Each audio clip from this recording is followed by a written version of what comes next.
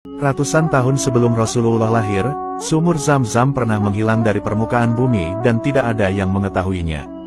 Namun pada suatu hari, sumur itu berhasil ditemukan berkat jasa kakek Nabi Muhammad yang bernama Abdul Muthalib. Selain itu, ada beberapa orang yang pernah menyelami air sumur Zam-Zam dan menemukan hal-hal yang sangat menakjubkan.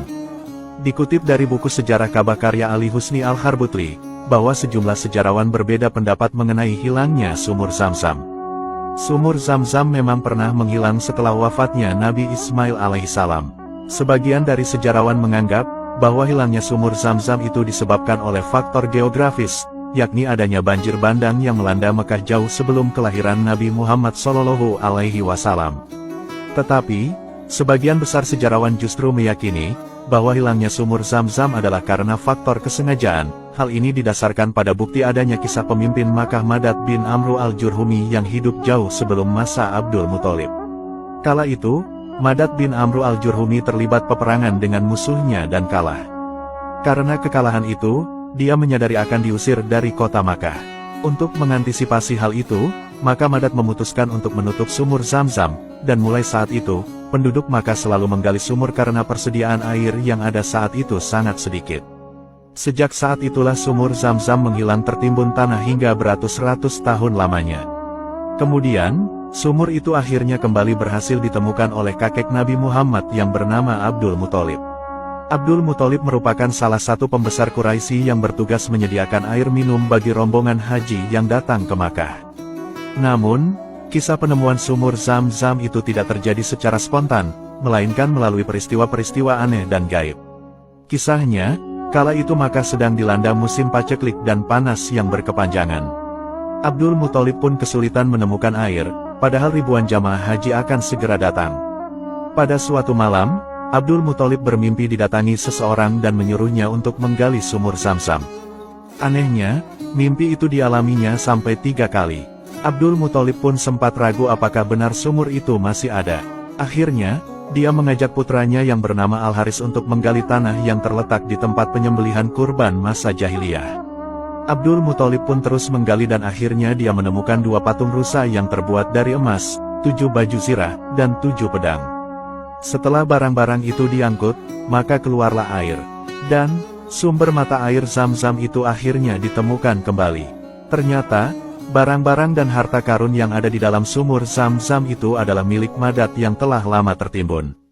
Penemuan harta karun itu sempat menghalangi penggalian sumur Zam-Zam karena kaum Quraisy yang lain berebut harta yang ditemukan Abdul Muthalib. Dia pun terpaksa menyelesaikan masalah itu terlebih dahulu. Bahkan, antara Abdul Muthalib dengan para pembesar Quraisy yang sempat terlibat adu tegang terkait hak atas harta karun itu. Kemudian, Abdul Muthalib meminta mereka untuk menunjuk hakim untuk menyelesaikan masalah itu. Mereka pun bergegas menuju tempat hakim yang terletak di sekitar Syam. Di tengah perjalanan, rombongan itu kehabisan air termasuk juga Abdul Muthalib. Dia pun meminta air yang masih ada dalam persediaan milik pembesar Quraisy lainnya. Namun, mereka semua menolak membagikan air. Akhirnya, Abdul Muthalib sudah tidak sanggup dan menyuruh rombongannya untuk menggali kubur masing-masing hingga menunggu ajal. Tapi, Abdul Muthalib kemudian menilai pekerjaan itu sia-sia. Dia pun kemudian mengajak rombongannya melanjutkan perjalanan. Ketika dia menaiki untanya, tiba-tiba tanah yang diinjak oleh untanya mengeluarkan air jernih. Abdul Muthalib lantas bergegas turun dan meminum air itu. Dia pun mengajak semua rombongannya untuk mengisi tempat persediaan air mereka. Kemudian, Abdul Muthalib memilih kembali lagi ke Makkah dan tidak jadi melanjutkan perjalanan menuju Syam. Penemuan sumur Zam-Zam ini kemudian menutup semua sumur yang telah digali untuk memenuhi kebutuhan air minum jamaah haji. Para jamaah haji pun memilih air dari sumur Zam-Zam karena selain letaknya yang tidak jauh dari Makkah, juga karena khasiat luar biasa yang terkandung dalam air itu. Sebetulnya, apa saja sih materi-materi yang terkandung dalam air Zam-Zam, dan seperti apa sumber mata air ini? Berikut fakta para penyelam yang melakukan penelitian di dalam sumur Zam-Zam. Dahulu, pada hari Sabtu tanggal 17 Jumadil Awal tahun 1399 Hijriyah atau 1978 Masehi, Insinyur Yahya Kusyak beserta beberapa penyelam pernah memeriksa ke dalam sumber air sumur Zam-Zam. Sebelum menyelam, mereka mandi, berwudhu, serta mensucikan diri. Dari hasil pemeriksaan dan penelitian diketahui, bahwa kedalaman sumur Zam-Zam itu sekitar 30,5 meter, dan 17,5 meter diantaranya terdiri dari bebatuan granit. Saat menyelam, mereka juga melakukan pembersihan sumur Zam-Zam. Berbagai macam benda diangkat dari dasar sumur. Di antaranya ada kepingan mata uang dari berbagai jenis logam dan dari berbagai negara, batu mulia, berbagai jenis cincin, benda-benda dari gerabah, dan keramik dari Kuningan. Sebelumnya pada tahun 1971 Masehi, seorang peneliti dari Riyadh yang bernama Torik Hussein pernah melaporkan, bahwa masyarakat Eropa telah menaruh kekhawatiran akan kebersihan air Zam-Zam. Kecurigaan ini bermula dari hasil analisis teoritis seorang dokter Nasrani yang menyimpulkan bahwa air Zam-Zam itu tidak baik untuk diminum. Kesimpulan ini kemudian disebarluaskan oleh media massa Eropa. Alasan sang dokter berpendapat seperti itu adalah, bahwa Ka'bah itu berada di bawah permukaan laut dan terletak persis di pusat kota Mekah. Jadi, menurutnya air-air buangan kota akan terkonsentrasi di mata air sumur Zam-Zam. Mendengar berita yang tak mengenakan itu, Raja Arab Saudi saat itu yaitu Raja Faisal lantas marah besar.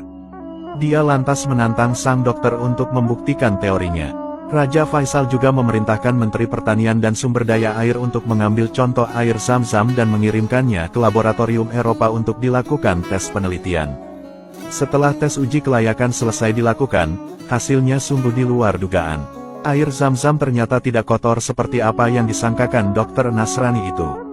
Perbedaan antara air Zam-Zam dengan air di kota lainnya adalah terletak pada jumlah garam kalsium dan magnesium.